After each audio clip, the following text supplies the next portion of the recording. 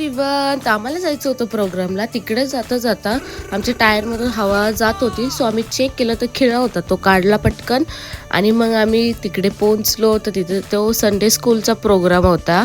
तर सगळे लेकरं डान्स करत होते आणि माझी मम्मू बघा किती क्यूट सारखी डान्स करत होती.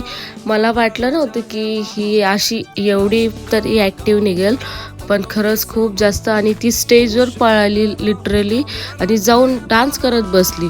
तिच्या मागं मग तिचे डॅडी गेले आणि त्यांनी तिला घेऊन आले खाली. त्यानंतर मग खाली आणल्यानंतर सगळ्या पोरांकडती गेली. नमन दादा तिला घेऊन डान्स करत होते, परत मंगेश, स्वयं, ते सगळे. राणीताईंनी पण खूप वेळा तिला घेतलं. आणि पुढे बघा आता